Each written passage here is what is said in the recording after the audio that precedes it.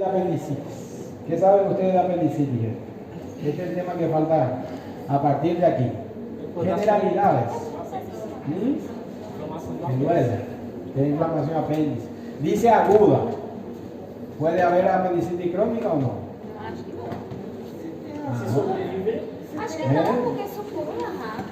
Entonces son patologías demostradas, sí, con certeza de evidencia aguda. No hay una evidencia de apendicitis crónica.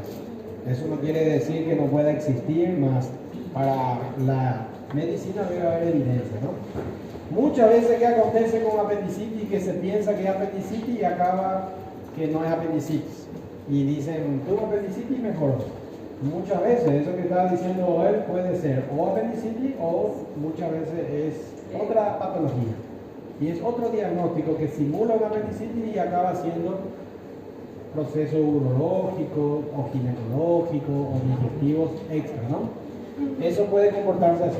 La única forma de decir que un paciente tiene apendicitis y mejora o es crónica, si se le hace un estudio vascular, Doppler, donde se puede ver su alteración vascular, ¿no? Y se diga que puede sí tener un comportamiento de una mayor evolución de una apendicitis. Pero eso depende. ¿Cuánto tiempo dura una apendicitis? Para dar problemas de quemar todas las etapas clínicas y acabar complicándose. ¿Cuánto tiempo? ¿Qué ustedes hacen de eso? ¿Saben lo que es una peritiflitis? ¿Qué es una tiflitis? Tiflitis es una inflamación del ciego, descrito así antiguamente, aquel entonces. Fíjense, cuando aquel entonces no se sabía nada de apéndice y se abría y se operaba un paciente, se encontraba que había una inflamación perto o alrededor del ciego. Y se conocía la tiflitis, entonces se llamaba la apendicitis como peritiflitis, para tener en cuenta, ¿no? Luego aparecieron los exponentes mayores como Amián, Reginald, Malburni, que fueron describiendo mayores características de la apendicitis en su clínica, en su diagnóstico, en su tratamiento médico y técnicas de operación. En esa parte de técnicas de operación nosotros no vamos a hablar, ¿no? Pero sí vamos a hablar de la parte clínica. Ustedes conocen la historia de este médico ruso, Leonid. En esa época ya dice, fue un médico que tomó la decisión más difícil para él según en su vida, porque es el médico de cuidado de la exploración rusa del Antártico, en el cual él mismo se diagnostica que le acaba de dar una apendicitis, en un local así remoto, muy distante, donde no puede pedir ayuda, no puede trasladarse, no puede hacer más nada que tomar la decisión más difícil, ¿no? Si lleva una situación extrema o difícil, lleva decisiones difíciles. ¿Y qué hizo? Es lo que se ve ahí. Entonces, se hizo se practicó su propia autoapendicectomía con total seguridad que sí tenía apendicitis. Primero de saber que sí tiene apendicitis y no equivocarse también, ¿no? Y hacer la parotomía blanca, como dicen. Entonces, ese que está descrito en la historia. Ese médico, con ayuda de la tripulación, que puede ser capitán, los marinos, y cualquier otro que no era médico, con ayuda de un espejo, y él se colocó la anestesia, se hizo la herida, se practicó su autoapendicectomía, que duró muchas horas. Según relatan, ahí se desmayó, lo acordaron de nuevo, lo despertaron y se continuó. Y se hizo una autoapendicectomía que después se trasladó cuando ya consiguió salvar. Pero él sabiendo que si no hacía esto, se iba a complicar más, ¿verdad? Por eso es importante de las complicaciones. Uno dice, si no tomo esa decisión, ¿cuáles son sus complicaciones? Que iba a ser peor algo, ¿no? Peor va a ser cuando ya no consiga él mismo ayudarse. ¿Cuánto tiempo demora en llegar la ayuda? ¿Y cuánto tiempo él tiene para ayudarse él mismo antes de estar peor, ¿no? Y esas son extremas.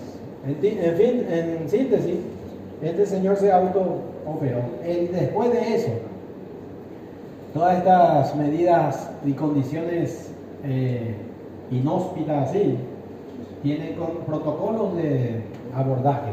Por ejemplo, todos los exploradores deben retirarse el apéndice, revisarse la vesícula y todos los problemas que le pueda dar por allá afuera, ¿no? Astronautas, exploradores, marinos, y ha cambiado el protocolo de cuidado en ese sentido. ¿Okay? Entonces, ¿qué es el apéndice? ¿Y dónde está el apéndice? Ese que se ve ahí, ¿qué vista tiene? ¿Qué podemos decir del apéndice? ¿Para qué sirve el apéndice? ¿Ya alguno? ¿Eh? No, pero esos son muy antiguos. Eso es cuando el año 1500, de literatura antigua. ¿Y qué más? ¿Solo para eso? Ó, depende do professor. Tem professor que fala que só serve para isso. Agora tem outras pessoas que falam, participam da microbiota. Tem IgE, né? Então tem IgE. Tiene muchas otras funciones, ¿no? Por ejemplo, el apéndice tiene un inconveniente, que está en ese local contaminado, tiene luz del aparato digestivo y que también tiene un punto terminal, ¿no? Podemos decir que el apéndice, ¿qué cosa es? Aquí. El ciego. Y el apéndice, que es aquella, es otro ciego que depende de un ciego. Nosotros decimos así, es un ciego apoyado a otro ciego, ¿no? ¿Por qué decimos que es ciego? Porque también tiene un punto terminal, final, acaba en un punto, ¿no?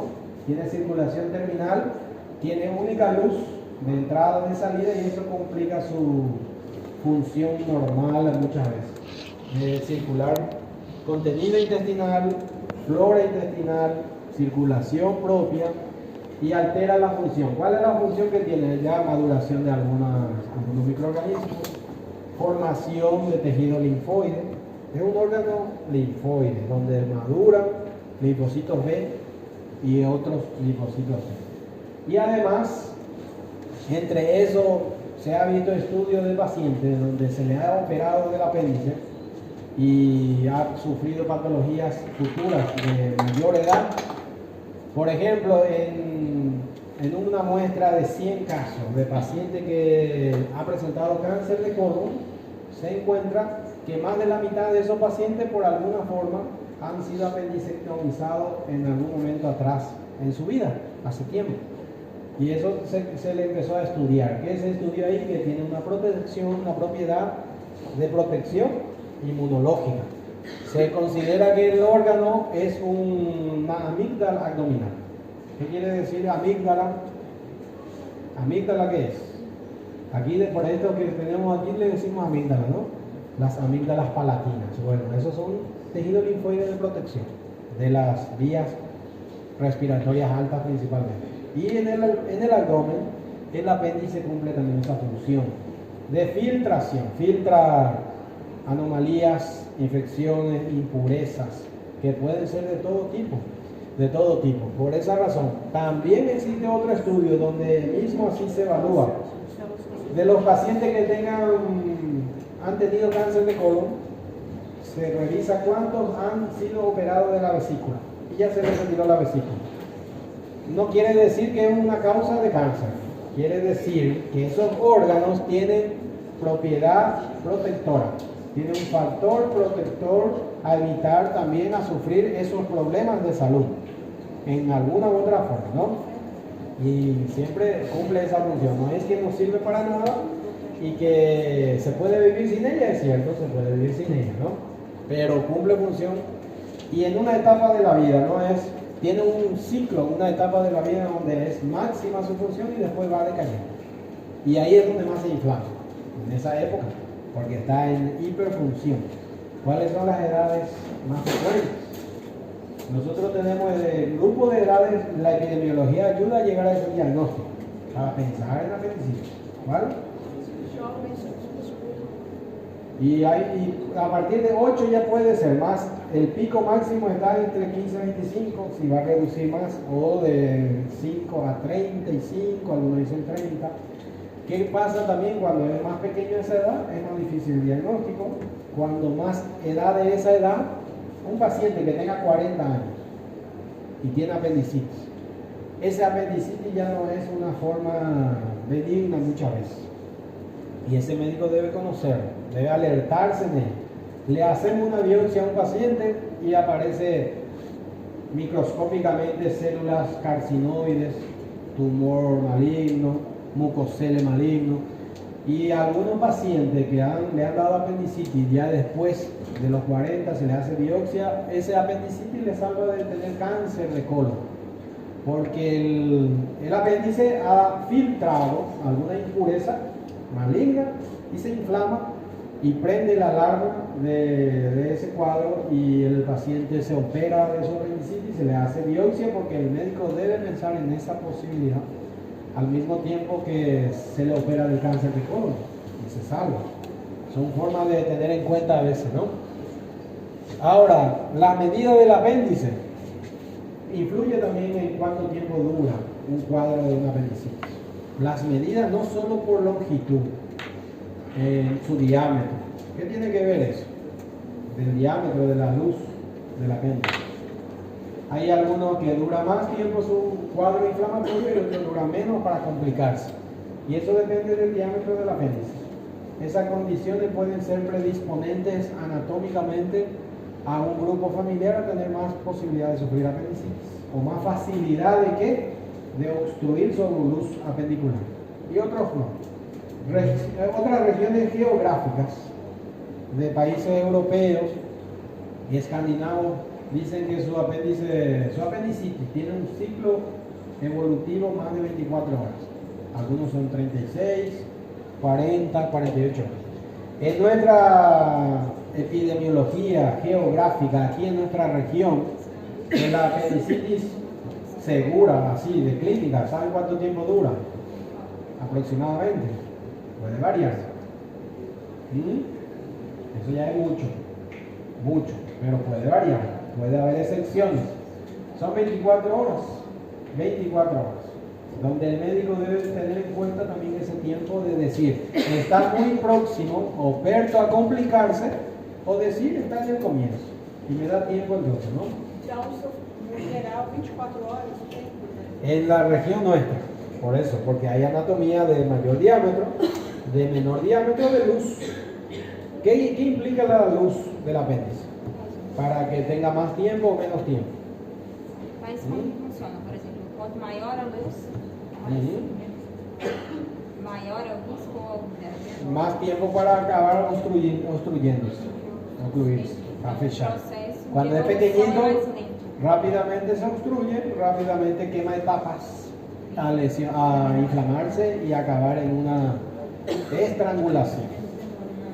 ¿Qué quiere decir estrangulación? Esa palabra no se usa mucho ahí, pero más se comporta como una estrangulación. Es como esta circulación terminal del dedo, se figura aquí la circulación del dedo y que va a condicionar a este dedo a sufrir si presiona aquí. Al privarle de circulación ya tiene un tiempo cuenta reloj o contrarreloj.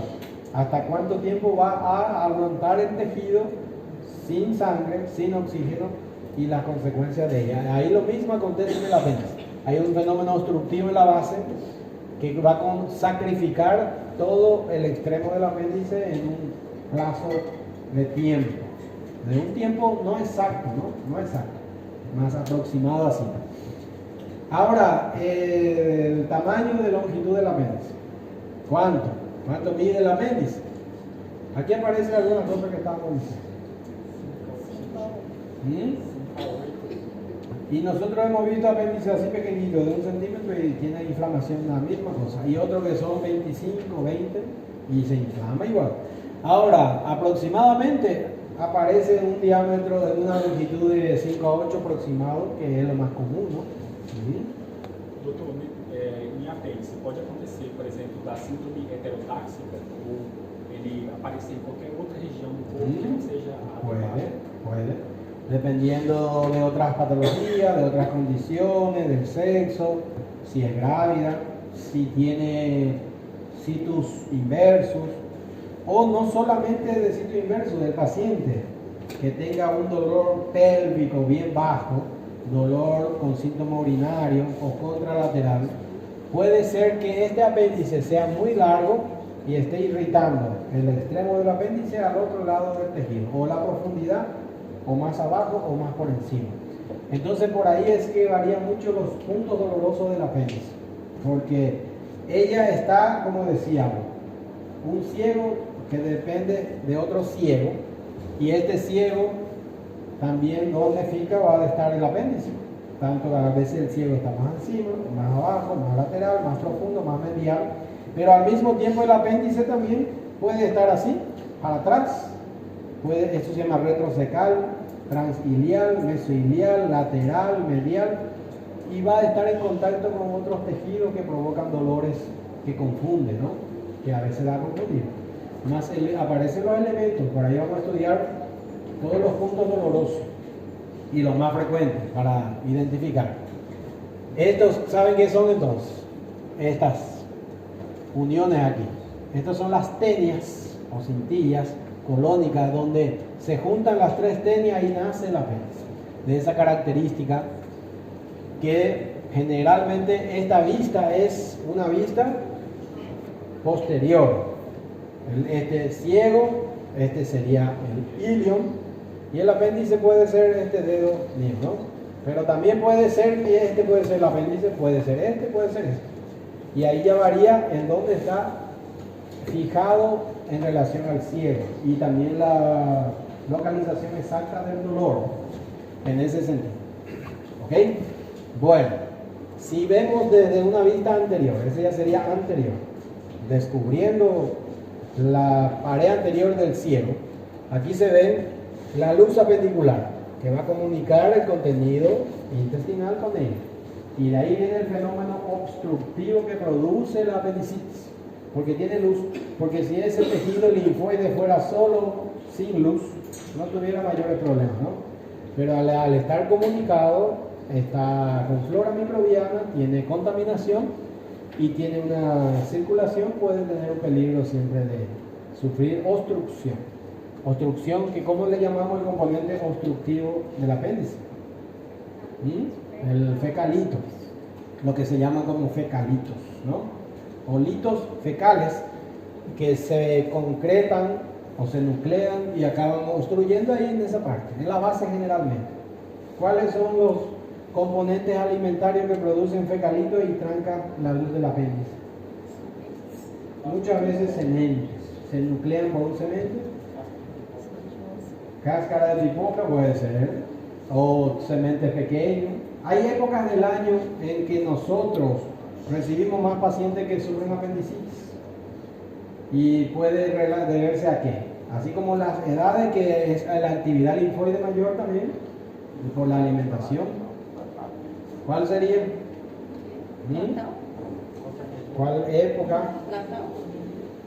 Depende si en esa época, como no, en realidad son las épocas de las frutas con sementes. La uva.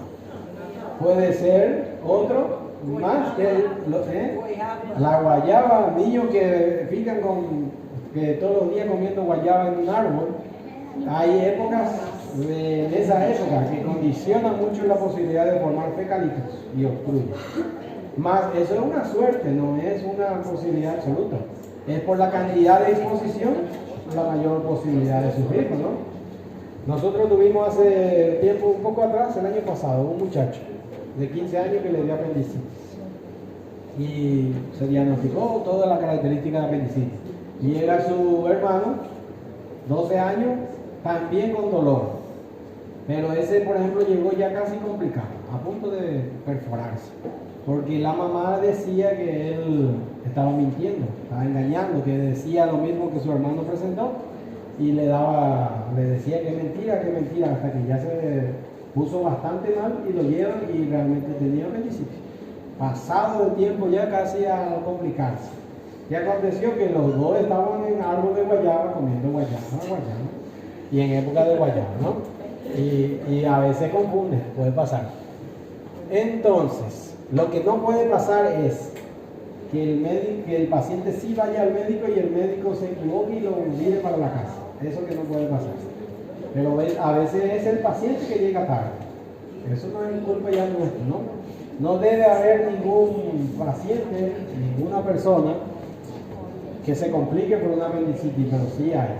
No puede haber peritonitis por apendicitis, sí hay. no debe haber muertes por apendicitis, pero sí hay. Entonces hay un error por ahí, ¿no? Algo acontece. ¿Lembran cómo le decían a este problema en la antigüedad, de la época de Avicena? El otro día hablamos de eso. El mal del vientre. El mal del vientre, porque el médico ya sabía que ese problema era grave, era serio, más no podía ayudarlo y solo sabía que se iba a quemar las complicaciones, todos iba a acabar vomitando, ¿no? Y en 3 días puede ser, por su experiencia de observación, que iba a pasar. Y les decía que tenía el mal del vientre. Más ahora no podemos nosotros decir a ningún paciente que tiene mal del vientre, ni que va a complicarse así, porque se conocen las complicaciones y se trata. Y el tratamiento absoluto de la apendicitis es quirúrgico, antes de la complicación. Saber de la complicación es para apurarse, o diagnosticar con complicación, o tratarlo ya, ¿no? El elemento vascular del apéndice es la arteria apendicular, que viene de un tronco llamado así, ¿verdad? No le va a preguntar eso, no va a salir una prueba eso, pero para entender. Si tiene una arteria apendicular única que le da sangre a ella, si se obstruye la luz, por la obstrucción sufre un comprometimiento vascular. Desde la luz se presiona la circulación del apéndice. Comienza así a comprimirse la circulación venosa y de último la arterial. ¿Qué condiciona eso? Que sería la arteria apendicular que entra para acá, ¿no? Sí, la apendicular que en la base comienza y escurre ya por todo lo largo del apéndice. Si se inflama el apéndice, por otro proceso acaba comprimiendo su circulación propia. Ella misma se presiona su circulación y se estrangula, ¿no? A ella misma. ¿Y qué acontece? Primero es la circulación venosa, porque ella no tiene un tono fuerte de presión. Y al último, la circulación arterial.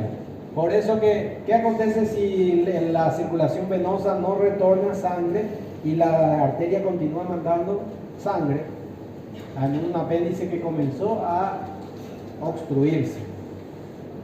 ¿Qué va a hacer? Va a crecer, pero se va a querer tornar con hinchazo, ¿no? Y eso es lo que se llama edema, se va a congestionar. Al final acaba sufriendo una obstrucción arterial. Cuando se obstruye la arteria, ¿qué va a pasar?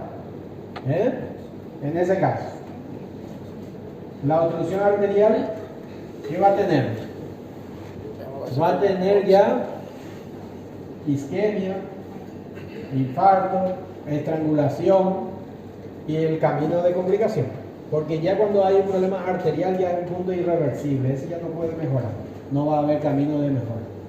Cuando hacen un corte histológico así, axial al apéndice, esta es la luz del apéndice, la camada desde la submucosa hasta la serosa, ¿no?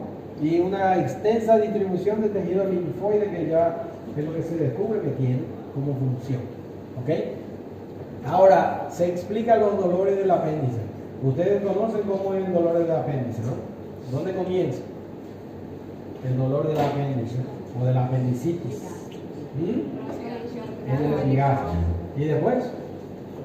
¿Por qué duele primero en el epigastrio y pasa al local donde es la fosa ilíaca derecha? ¿Cuál es el motivo por ese comienzo del dolor? Por hay un centro sensorial a nivel de T10, que es el ganglio linfático o núcleo celíaco, El núcleo celíaco, que es el ganglio sensorial, es el que recoge la información sensorial de todos los receptores de dolor del abdomen, pero tiene receptores nociceptivos, quimoceptivos, varoceptivos, ¿no? Y al mismo tiempo estímulos de dolor visceral y de dolor parietal, principalmente por esto. La serosa, decíamos, ¿qué cosa era? ¿Qué cosa es la serosa? Que es la última folia que cubre, es como la piel del apéndice y de todas las vísceras que tienen serosa. En el peritoneo es la folia visceral del peritoneo. La serosa, con otro nombre, es el peritoneo visceral. Y cuando se inflama este apéndice, se inflama la serosa y comienza el dolor. ¿Un dolor de qué tipo? Que el otro día mencionamos. Como mismo dice ahí, dolor visceral. De ahí se llama así, dolor visceral. ¿Qué características tiene ese dolor visceral? Ese es un dolor visceral, en este caso protopático se le dice, ¿no? Porque es profundo. Ese dolor no es discriminativo. Un dolor que solamente activa, estimula un núcleo sensorial de esa región central del ganglio, donde está el ganglio sensorial, el celíaco. ¿Qué acontece? Ellos duelen acá porque tienen fibras fértos, próximas y rápidas en el epigastrio, que solamente lo que produce es activar el alarma del dolor. No discrimina la localización del comienzo del dolor. Eso acontece en el comienzo, en el principio. Pasa unos tiempos, unas horas. ¿Cuántas horas generalmente del dolor de aquí pasa para la fosa ilíaca derecha? Aproximadamente de 6 a 8 horas. Esas 6 a 8 horas, el dolor que era visceral, si este es el apéndice, vamos a suponer, el apéndice se inflama, se edematiza, se forma eréctil, está así, y este es el peritoneo visceral, ¿no? Este es el peritoneo visceral, perdón, y este es el peritoneo parietal. Cuando el apéndice está inflamado, está eréctil, ella va a ascender y va a hacer contacto con el otro peritoneo parietal, este peritoneo parietal. Cuando hace contacto la inflamación del estímulo doloroso del peritoneo visceral con la parietal, envía al mismo núcleo la información de localización exacta del dolor. Y eso es lo que se llama dolor somático o dolor parietal, que tiene una discriminación alta, igual que la piel. Una persona puede sentir dolor en cualquier región de la piel y discrimina el local, ¿no? No. El dolor parietal es así, y ese es el peritoneo parietal. Por esa razón que cuando el apéndice avanza su inflamación, hace contacto con el peritoneo parietal, va a parar de doler aquí, de epigastrio, y va a pasar o migrar en la fosa ilíaca derecha, porque hay una continuación del dolor que nosotros decimos es un dolor maduro, que ha madurado, ¿no? Y también ahí es donde el médico puede descubrir el punto doloroso que tiene el paciente, porque tiene alta discriminación. Se puede decir dolor puntual. ¿Por qué exactamente dolor en el epigastrio? ¿Por qué dolor en el epigastrio? Porque el estímulo sensorial doloroso es impreciso, no discriminativo. No discrimina el dolor, el local del dolor. Solamente avisa que hay dolor. Pero al mismo tiempo hay fibras nerviosas próximas al ganglio celíaco de esa región que da una confusión a ese núcleo sensorial, ¿no? Por fibras rápidas, fibras breves, fibras cortas. Las que están más próximas al núcleo son aquí. Y hace una falsa percepción del dolor en el comienzo, del dolor visceral de ese mismo tipo. ¿Ok? Vamos a dar una idea. Por ejemplo, hay un incendio. Un incendio, se prende la alarma y uno dice, hay un incendio porque se prendió la alarma. Es la misma cosa, ahí se puede ver la luz, se puede escuchar la sirena, más no se sabe del comienzo dónde está el incendio, ¿no? El fuego. Y eso sería un dolor visceral, pero avisó que hay un problema. Cuando hablamos que el dolor, donde vemos que sale el humo, por decirlo así, ese sería ya el dolor somático o dolor parietal. Cuando maduró y hace contacto ahí, y ya usted sabe dónde está exactamente el fuego, ese discrimina el local exacto del problema. Y ahí acaba de tratarse a partir de eso. En ese sentido sería la comparación, ¿no? Bueno, entonces, le voy a trazar, vamos a hacer un esquema horario de lo que habíamos hablado de la evolución del apéndice. Para ustedes me vayan diciendo. El apéndice puede localizarse de diferentes formas y ahí está la distribución. Al otro grupo que ya hablamos de apendicitis le pregunté eso nada más en la prueba. En múltiples escolias. Y la mayoría de Roper ahí dice cuál es el más frecuente. La localización más frecuente, ¿dónde encontramos? ¿Por qué es importante saber cuál es la localización más frecuente del apéndice? Porque usted va a examinar ahí. Y hay maniobras del examen físico del apendicitis que va a hacer más por esa localización. Por ejemplo, ese apéndice retrocecal quiere decir que este es el apéndice, este es el ciego, se vira así, está aquí. Si está en esta posición, hay maniobras que nosotros usamos el músculo. ¿Cuál es el músculo grande que está ahí atrás? El psoas, el psoas ilíaco, ¿no? Si manda al paciente contraer ese músculo, en esa localización frecuente va a apoyar al apéndice inflamado y va a provocar dolor. Cuando presionamos encima va a provocar dolor. Por ahí es la importancia de saber. Y la mayoría entonces de las apendicitis dan positiva a esa maniobra por la alta frecuencia de esa localización. Los puntos dolorosos más frecuentes, ¿cuáles son? Que también es por la localización. Sí, pero porque está el ciego ahí. Pero hay dolor que se llama puntual. Si me dice fosa ilíaca derecha, va a ser toda esa región. Ahora, hay puntos exactos. Ya. Ahí, por ejemplo, ya me dice punto de McBurney. Puede haber punto de Morris, punto de Monroe, punto de Lance, punto de Sonnenberg. Vamos a ir aprendiendo esos puntos dolorosos. Le voy a colocar acá. Más el principal es el punto de McBurney. Porque hay que saberse varios puntos dolorosos, porque el apéndice ocupa diferentes formas de localización: fijación, posición y situación. Primero es que está fijo al ciego, que puede ser este, que puede ser este, puede ser este o este. Y luego, ¿qué posición ocupa en relación? Para atrás, para al lado, para abajo, para adentro, para centro. Hay algunos que son muy largos y da síntomas vesicales porque están en contacto con la vejiga, o las ureterales, vía ureteral, y esos son más confusos, ¿no? ¿Cómo el médico sabe cuál punto examinar? Preguntándole al paciente. Aquí preguntarle al paciente, es el paciente que escoge esos puntos, el médico conoce y el paciente escoge. ¿Cómo? Le pregunta, ¿me puede indicar con su dedo dónde es que más le duele? Cuando dice aquí, ese es punto fulano, puede ser McBurney, ¿no? ¿Y para qué sirve eso? ¿Para qué ese punto? Para hacerle todas las maniobras que vamos a revisar encima. Ahí están las posibilidades de algunas variaciones, otras variaciones, ¿no? En cuanto a posición. Teniendo en cuenta que la retrocecal es el predominante, ¿no? Que es la que aparece por ahí, en estos casos, porque el apéndice vira ahí y le duele para atrás al paciente, atrás del ciego. Y es a través ya de una víscera, a través de la pared del abdomen y otras sobreposiciones.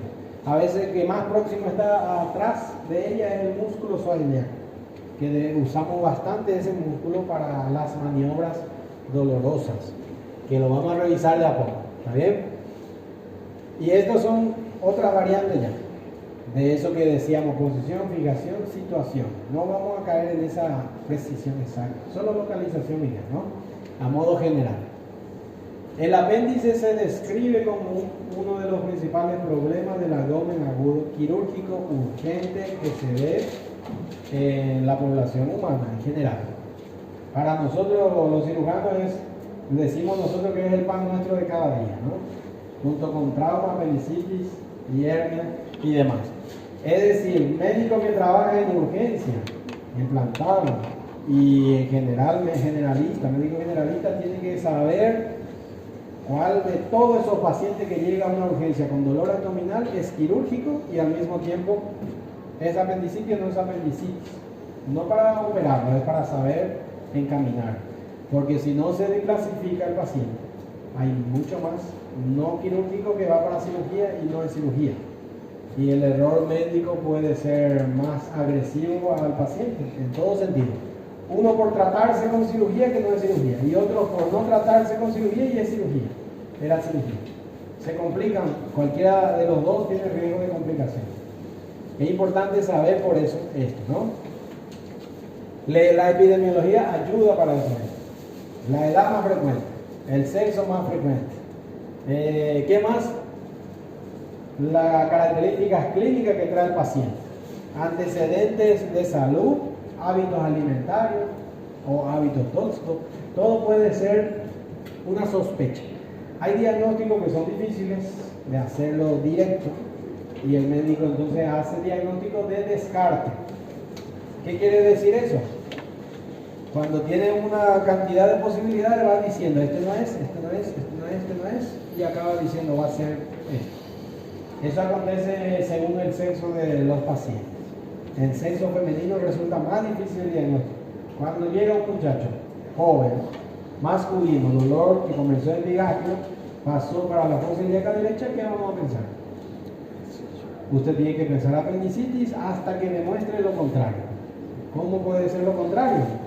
Porque ya se operó, o porque ya pasó más tiempo, o porque no tiene otro elemento, ¿no?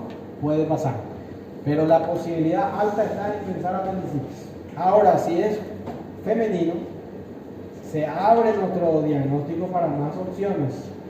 No descarta, solamente debe descartar síntomas ginecológicos y evaluar signos ginecológicos si es que presenta, pero eso también nosotros vamos a revisar cuáles son. Con cerebro ustedes lo ven, ¿no? ¿O no? ¿En qué sexo es más frecuente la apendicitis? ¿En qué sexo? Ligeramente más frecuente masculino. Ahora, si llega un muchacho de 12 años, o 11, 10, con dolor en el epigastrio, hacía, no tiene apetito, ya lleva 8 horas así, ¿qué vamos a pensar? ¿O 6 horas? Dice la mamá que no quiere comer y tiene acidez. ¿Qué vamos a pensar? ¿Qué importancia tiene el tiempo de evolución? ¿Usted qué pensaría? Error diagnóstico. ¿Qué pensaría? Pero no está mal pensar gastritis, pero también tiene que conocer de gastritis cuáles son los pacientes que tienen mayor riesgo de gastritis. Si ese niño tiene riesgo para sufrir gastritis, ¿no? Puede ser. Entonces hay que investigar alimentación, hábitos. ¿Y cuál es la causa principal de gastritis? La mayor causa de gastritis, el estrés. Hay que investigar si ese niño tiene estrés.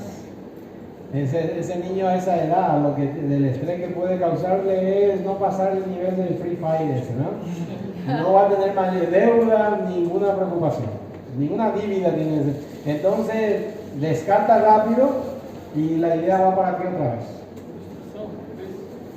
¿Qué clínica tiene? Ahora, dice obstrucción y procuramos toda la información de obstrucción. ¿Qué característica tiene la obstrucción para decir que puede hacer obstrucción?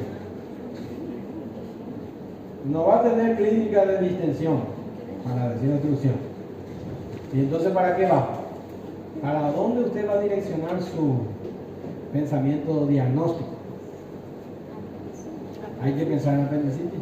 ¿Hasta cuándo? Hasta que se demuestre lo contrario, porque sabemos que hay un dolor que comienza aquí y que puede, y más en ese rango de edades, en esa condición, por las posibilidades obstructivas, inflamatorias, benignas, infecciosas, hasta malignas, ¿no? Son posibilidades etiológicas, en ese orden aparece. Cuando la persona tiene mucha edad o mayor edad, puede ser de origen maligno, una apendicitis. Y le avisa y le salva al paciente de un proceso maligno, porque si se hace biopsia al apéndice, después se opera del cáncer de colon muchas veces. Hemos tenido casos así. A mayores de 40 años se le hace biopsia. Se debe hacer biopsia de apéndice a todos, precisamente a todos los pacientes, por la misma razón, ¿no? Bueno, entonces la fisiopatología, ¿cómo comienza? ¿Cómo comienza? Ahí está, ¿verdad?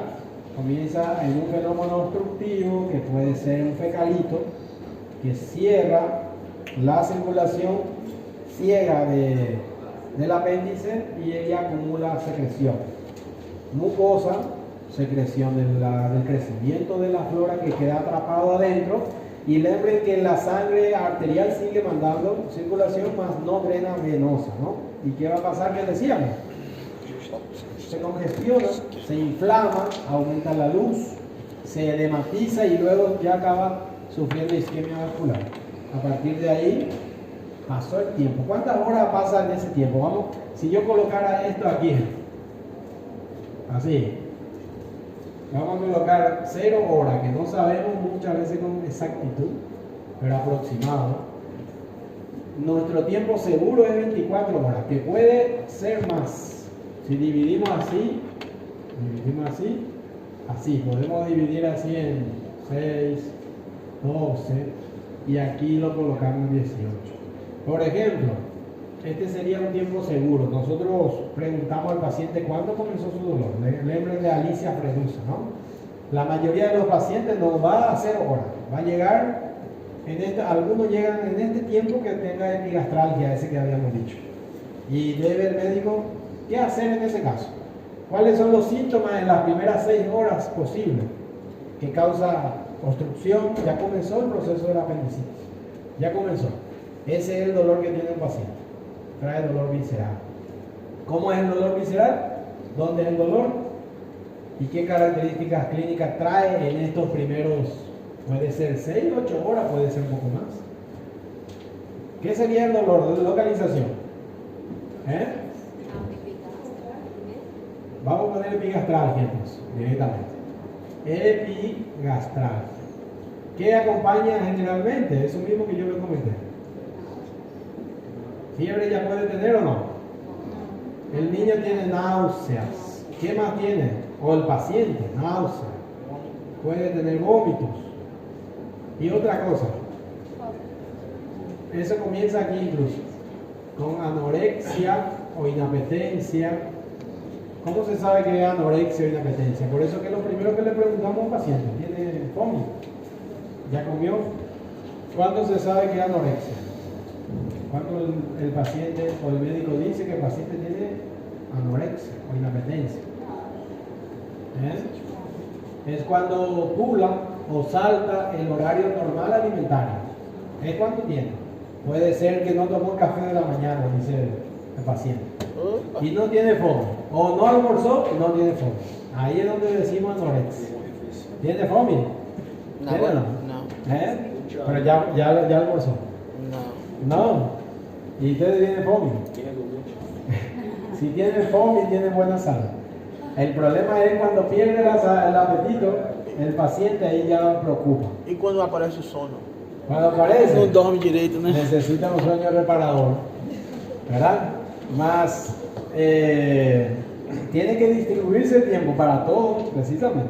Tiene que dormir, tiene mucho sueño. ¿Están muy cansados ustedes? Si quieren, vamos a correr, ir corrido y después les suelto una nota, ¿no? Porque si hacemos un intervalo, al final va a ser peor llegar hasta Isso. la una. Esto no es largo, yo lo que quiero que entiendan. Entonces, el dolor de esto, del epigastrio, comienza en este tiempo. ¿Qué haríamos con ese paciente antes de que pase el dolor? Cuando ya pasó ese tiempo, ya el dolor, esto se continúa, todo esto se continúa. Lo que este dolor pasa a ser en fosa ilíaca derecha y los demás siguen igual. Y aparece, a partir de aquí aparece un dato nuevo, un síntoma nuevo, que es la fiebre. ¿Por qué aquí no tiene fiebre y aquí sí tiene fiebre? En este tiempo para frente, puede ser próximo a las 12 horas, podría ser bien para próximo. Comienza de aquí en febrícola y aquí ya tiene fiebre. ¿Ok?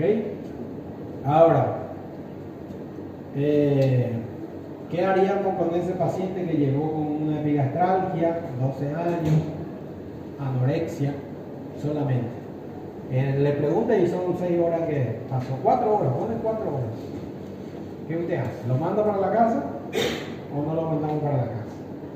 ¿Diagnostica ya apendicitis o no diagnostica ya apendicitis? Entonces, ¿no se diagnostica apendicitis o diagnostica apendicitis? Com a dor epigastrágica? No se puede diagnosticar apendicitis aquí. Lo que se puede es sospechar, pensar en ella y va a precisar ¿qué? Solamente esperar, no hay otra cosa. Darle tiempo de observación. Que pase el tiempo y pasar aquí. ¿Por qué estamos tranquilos que aquí no hay peligro y le puede dar tiempo? Porque no hay riesgo de complicación si está en el comienzo. ¿Ok? También si le hacen maniobras de apéndice, aquí, ¿cómo van a hacer la maniobra del apéndice? Pero ¿da positivo o da negativo? Aquí. Va a dar negativo. Ese da negativo aquí en las primeras horas. frecuentemente, y no es la excepción absoluta, más altamente que usted haga Bloomberg y haga toda la maniobra y da negativo, porque es muy leve. Ahora, o está solapado, ¿no? Más no descarta apendicitis porque es el tiempo que necesita quemar. Después viene el paciente y ya tiene dolor en fosa ilíaca derecha. A veces acontece el mismo médico al mismo paciente que comenzó evaluando aquí, le da 2 horas, 6 horas, 8 horas de tiempo, a las 8 horas le evalúa y ya aparece otro paciente. Hasta parece ser otro paciente, ¿no? Porque ya tiene dolor en fosa ilíaca derecha, tiene fiebre, tiene taquicardia, tiene Bloomberg. Aquí aparece entonces esas maniobras. Vamos a poner ejemplo de ella. ¿Saben lo que es Bloomberg? ¿Qué es Bloomberg positivo? Dolor en fosa ilíaca derecha, fiebre. Aquí aparece taquicardias. Exacto. ¿Por qué aparece todo esto aquí? De 6 puede ser 6, 8 para frente, ¿no? Cuando más pronto Berto está en las 24 horas, ¿qué pasa en el apéndice? ¿Qué va a pasar? Hay mayor riesgo. No sabemos exacto, esto es un tiempo biológico, no reloj exacto, ¿no? Más cuando el médico dice, el paciente comenzó 11 y ahora ya son 20 horas, 24 horas, debemos apurar nada más el darle el tratamiento porque se puede complicar. ¿Eso qué acontece? Ahora, ¿por qué la fiebre? Por lo que dice ahí. ¿Y por qué no comienza con fiebre el paciente? Porque primero es la inflamación por la obstrucción. La fiebre es oportunista. La infección es oportunista. Se aprovecha de la obstrucción, proliferación microbiana, infecta el apéndice y ahí se expresa como fiebre. Hay otro estudio que le agrega ya al laboratorio para eso mismo aquí y le hace leucograma, ¿no? Y le coloca un leucograma a partir de aquí. Aquí pueden hacerle leucograma y va a ser normal. Vamos a colocar así. Leucocitos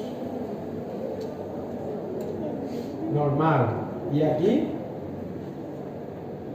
ya tiene leucocitosis al que le hace uso de complementario, ¿no? A predominio ya de qué? ¿De qué cosa? De los neutrófilos, los polimorfonucleares, ¿no? En ese caso, son los que se elevan. Y eso me da más sospecha de que la fiebre del paciente es infecciosa de tipo bacteriano, para no confundir si tiene linfocitosis. Si tiene linfocito, ¿qué infección es? Y es viral. Si tiene eosinófilos, puede ser o parasitario o alérgico, más por ahí. Pero ¿cómo se comporta esto? Leucocitario, neutrofílico, de los polimorfos, ¿no? Y no es tan alto. Después de 12.000 ya es positivo. 12.000 para más no llega a tener 20.000, 18.000. Cuando está en 20.000 quiere decir que debe estar ya pronto a complicarse. Los síntomas son esos. Los síntomas ahí están. La anorexia es predominante, pero no es absoluto, 90% como dice aquí. La evolución aparece de la fiebre, es importante. El orden de la fiebre hace mayor sospecha de apendicitis si es en ese orden. Ahora, si comienza el paciente con fiebre, ¿qué ustedes pensarían? Aquí está la fiebre. Si comienza ya con dolor aquí, fiebre. O erró el tiempo, o erró el diagnóstico. Algo pasa. O es atípico totalmente. Porque ahí nosotros estamos hablando de la forma clásica del apendicitis, que es el 85%. Existe un 15% especial, ¿no? Que puede variar. Ahora, posiblemente, ¿por qué no puede ser fiebre aquí normal frecuentemente? Porque el fenómeno de inicio no es infeccioso, es obstructivo. Eso es obstructivo. Hay otra patología que comienza siendo infecciosa. En ese caso, y hay que buscar ese diagnóstico, ¿no? En ese caso puede ser urológico, digestivo, la tiflitis misma y otras cosas, ¿no? Ahora, ¿me vas entendiendo por ahí o no? La idea. Voy pasando Aquí aparece, en la prueba de lo que yo le di habla ya de y salió en su prueba, le salió esta pregunta. Profesor. Todo el mundo erró. Pero ahí está, porque es raro. Profesor, son esclarece para mim, sinal de Bloomberg positivo vai aparecer após as 8 horas? Sí, Após as generalmente. 8 horas, geralmente. Generalmente. Ok. Porque Bloomberg es señal de irritación peritoneal cuando la inflamación de la víscera, del peritoneo visceral, ya hace contacto con el peritoneo parietal. Y es más difícil hacerlo en el comienzo. Esto no es absoluto, más vamos por lo más frecuente. La forma de apendicitis clásica, Sí. ¿verdad? Y 85%. Si no está aquí, es la forma atípica de la apendicitis, sería el 15%. Pero para equivocarse menos, ¿qué es lo más lógico?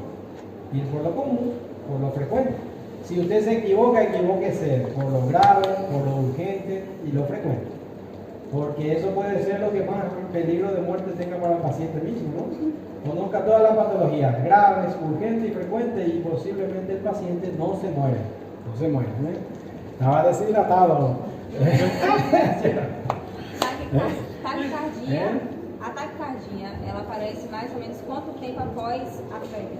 Aparece con la fiebre y generalmente cuando comienza la fiebre, generalmente. Más puede ser una respuesta peritoneal. Lembra que hay respuesta secundaria sistémica cardiovascular por dolor nada más, ¿no? Y muchas veces es importante testar la presencia de taquicardia, con fiebre o sin fiebre.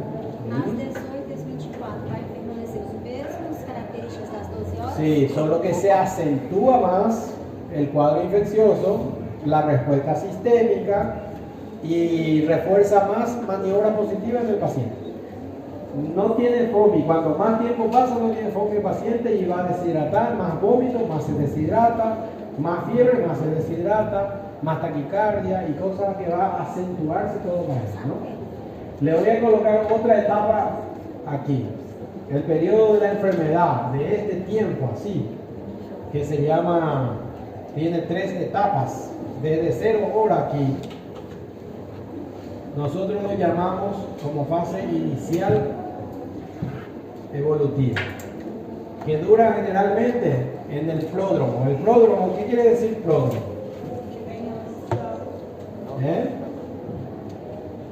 Pródromo o auras para cualquier enfermedad.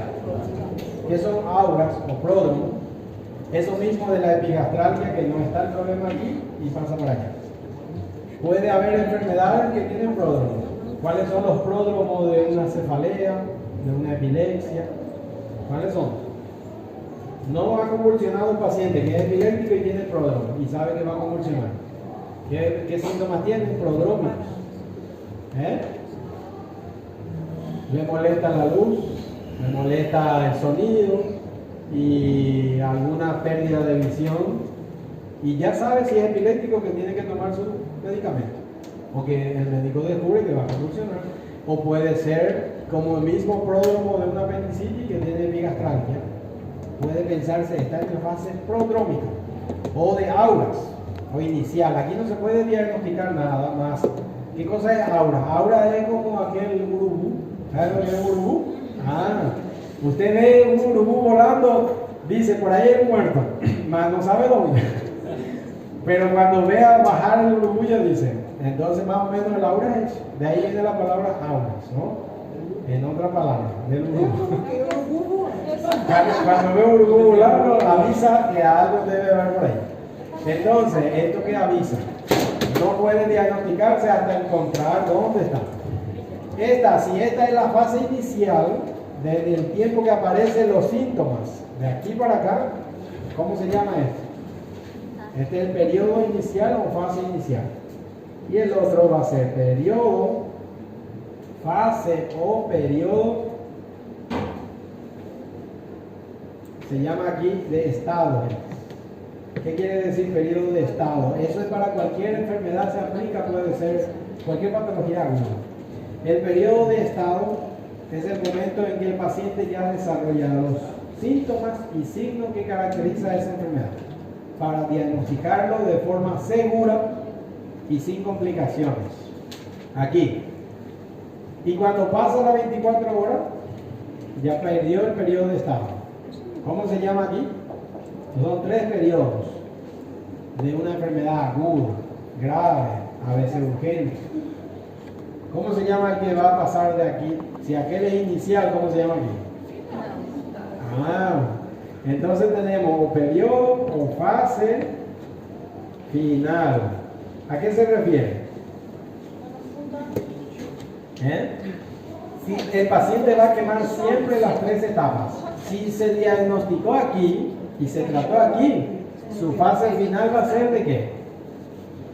De recuperación, de convalecencia.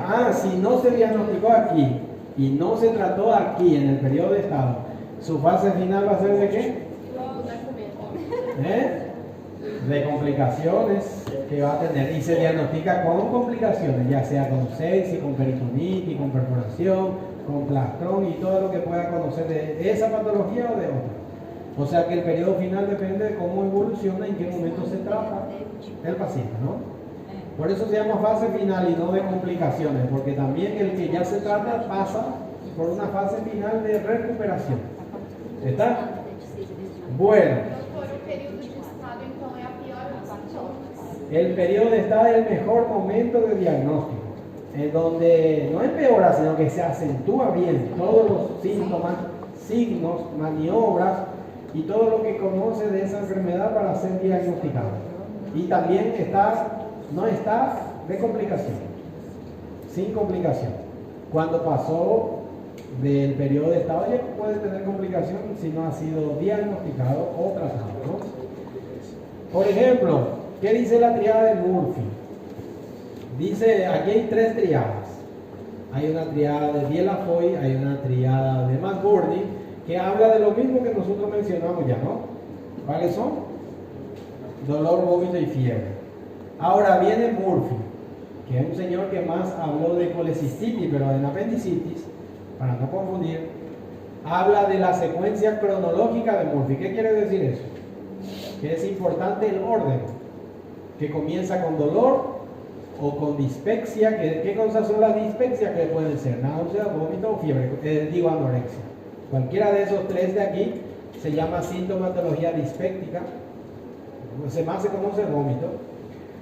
Y fiebre de último. Dice Murphy, si comienza el paciente con fiebre hay que dudar del diagnóstico de una apendicitis, por la fisiopatología que ya mencionamos. ¿Por qué no? Entonces, para lembrar allá sale do, vo, fi. Fácil, en ese orden. Yo le puse en preguntas de examen y todo el mundo erró. No todo el mundo, los que no revisaron eso, ¿no? Errores. En sí. Hay 3 triadas.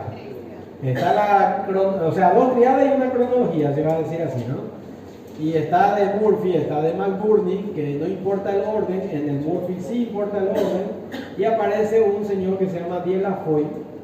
Ya al otro día hablamos de Dieulafoy, ¿no? Ya fue. Ya, ajá. En el francés Dieulafoy, ¿verdad? Muchas palabras en francés y todo. Ese tiene esto. ¿Qué cosa ustedes lembran de hiperestesia cutánea? De resistencia muscular y esto. ¿Y qué son del aula anterior? Los signos invariantes. Ahí ya tiene 2 signos invariantes. Desde que el paciente le arde la piel como una quemadura, es el signo del Dieulafoy, que es la hiperestesia cutánea. Puede decir que la ropa le molesta, pero el médico puede pasar así el dedo suave y le molesta. Eso es un signo de Dieulafoy por maniobras de Dieulafoy, y si junta los 2 más son triadas. Cuando coloca la mano así en la palpación superficial del paciente, tiene resistencia muscular. ¿Qué es resistencia muscular? Vientre en tabla, abdomen rígido, pero es involuntario, contracturado. Eso es señal de ya comenzó el periodo de estado y tiene ya características propias. Quiere decir que aquella triada aparece aquí, todo eso, en el periodo de estado, ¿no? Y el punto de McBurney es más común del punto doloroso del abdomen. ¿Dónde queda el punto de McBurney?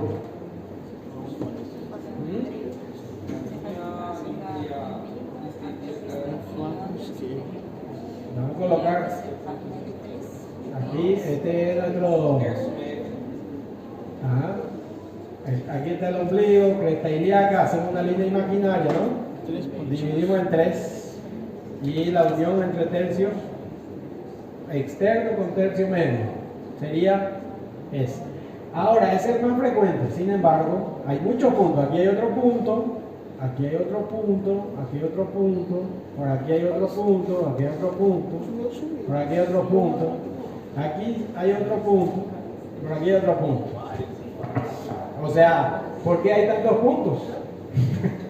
Porque ya sabemos por la localización distinta del apéndice puede haber muchos puntos. ¿Cómo usted va a escoger cuál punto examinar? ¿Qué decíamos? ¿Quién escoge esos puntos? ¿El paciente o el médico? Paciente. Ah, entonces ¿cómo va a escoger el paciente? ¿Qué es la pregunta que hay que hacer? Es el paciente y le pide con un dedo si puede indicar. Si el paciente consigue con su dedo señalar el punto doloroso, podemos decir que es un dolor puntual, que es un dolor maduro y que ya pasó el periodo de estado, porque aquí no es preciso señalar. El paciente en este periodo inicial no consigue más señalar una mano abierta hacia el dolor. Y ese es imposible decir cómo es, ¿no? Por eso que son esos dolores así, referidos, no precisos. El dolor preciso es puntual. Por ahí se llama también punto, ¿no?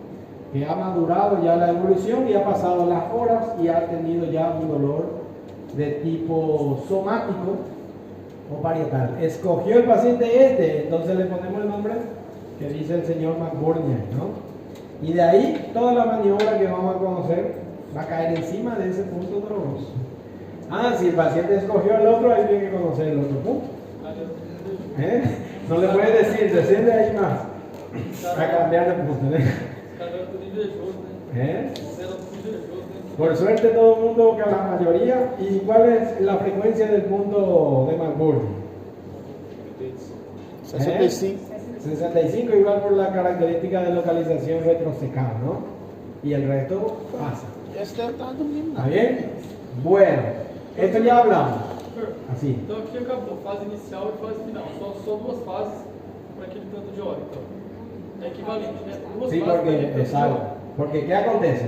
El 24 para afuera, no se sabe cuándo se complica o cuándo, puede ser 2 días, 3 días más. De ahí hay un peligro ya de fase final, de complicación. Ah, si se trató de recuperación, ¿verdad? No tomo exacto. Ahí aparecen algunos puntos. ¿Dónde están esos puntos? Cai na prova, doutor? Esses pontos Cae, ¿por qué no? Você tem que ser mais Vamos a aceptar la propuesta del doctor Gerardo. Gerardo, ¿eh? Sí. A pedido de Gerardo vai la prueba. Já tem uma questão, só estudar, né? Só 1, 2, 3, quantos nomes tem aí? Vai 3 em 3, né? Mas usted aprende uno y después aprende el otro. Y el otro. Y así va acrecentando. Por ejemplo, este es McBurney.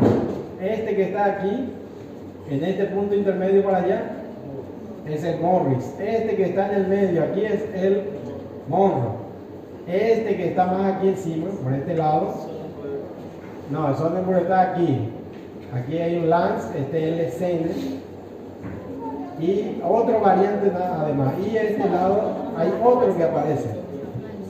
Los Rosie, por ejemplo. Ahora, y el que el paciente escoge. El más frecuente es el McBurney, ¿no? Professor, Entonces, pessoal, no você podemos poderia usar porque es el demonstrar, paciente que escoge. Você não poderia demonstrar, não? Le voy a mostrar ahí hay una imagen también de eso. Aqui, E aí está. ó, mostrar assim, fazendo assim, ó. Ah, de pie. Isso, filho. O Guilherme aí, ó. O Guilherme. ¿Quién me va a asegurar así a Guillermo? Es la misma cosa. Pero fíjense, es la misma cosa. Cresta ilíaca. Cresta ilíaca, ombligo, línea imaginaria. Divide los puntos. ¿Ok? Él tiene ya una. Levanta solo. Isso, uau!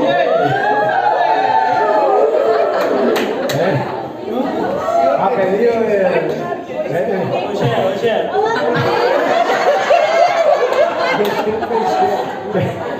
No era examen torácico, ¿eh? Tá shapeado, hein, pai? Tá chegando, tá No chegando. era examen torácico, hermano. Entonces, ella se operó. ¿Cómo se llama esa herida quirúrgica? ¿Herida quirúrgica de qué? Tiene una herida quirúrgica ahí ya. ¿Cómo se llama esa herida quirúrgica? Fácil. El mismo nombre de ese punto, del McBurney, el oblicuo así. Y está en el mismo punto de la intersección de la cresta ilíaca. Aquí. Sí, bro. ¿Dónde está su cresta ilíaca? Pode pintar aí. Y aquí, ¿no? Ahí. Con la parte que dividimos en 3/3, ¿no? Sería así. Ahí. Ya está viendo. Ahora, ¿cuánto tiempo hace que se operó? ¿Cuánto tiempo atrás se operó? 4. ¿Dónde comenzó el dolor cuando aquel entonces? Los dos lados le dolían desde el comienzo y en ninguna parte del epigastrio nada. Y el ombligo alrededor del ombligo. No. Ahora, tuvo vómito, anorexia, tenía el apetito. ¿Cuánto tiempo estaba pasando? Había evolucionado ya. 12 horas. ¿A qué hora fue? No, ¿a qué horario? Que llegó al hospital. A la tarde. O sea, comenzó en la mañana. Começou às 6 do dia posterior.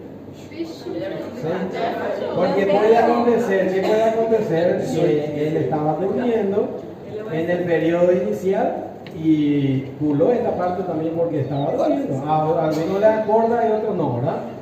Quema y no percibe. Cuando ya acordó, ya está el dolor pasado de ese tiempo y llega para Onde é que você acha esse pé de goiaba aqui, homem? Depois te conto. Lá ele? Eso vamos a aprovechar nosotros ya pacientes. Es importante para bien la relación, ¿no? No siempre lo que uno conoce de la enfermedad es el enfermo. Entonces uno tiene que conocer de la enfermedad y ver en el enfermo. Es importante mucho conocimiento de la enfermedad y encajar con la patología que trae el enfermo. Es muy individualizado en todo sentido. Como por ejemplo puede alguno tener fobia, no decimos, 90% dice ya de anorexia, ¿no? Pero hay un 10% que tiene fobia. Y eso no descarta en absoluto, solamente modifica la sospecha o más trabajo para diagnosticar. Soulas negativo, McBurney negativo. McBurney, punto de McBurney. Negativo. O maniobra. La maniobra de Bloomberg. Soulas O sea, negativo também. le descomprimieron así y no Todo dolía. dia. Passei 7. ¿Cuánto tiempo pasó así? 7 internados. 7 días. 7.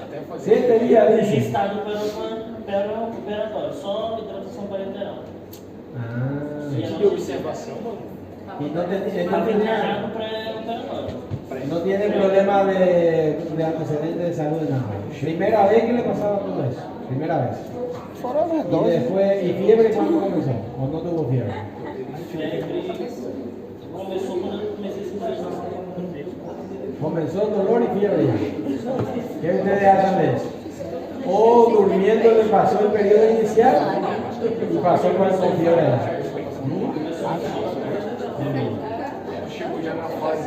Ahora, Das 18 às 13 horas. está errado ya el paciente. Ahora, le hicieron alguna certeza diagnóstica para operarlo. ¿Qué hicieron? É que assim, pela manhã na primeira vez eu fazer ultrassonografia e ele dizia que era. Aham. Aí vinha o médico da tarde plantonista fazer ultrassonografia e dizia que não era. Não Aí viu. na noite passada dizia que era. Que estava ajeitando a cirurgia. Aí passava da manhã e cancelava.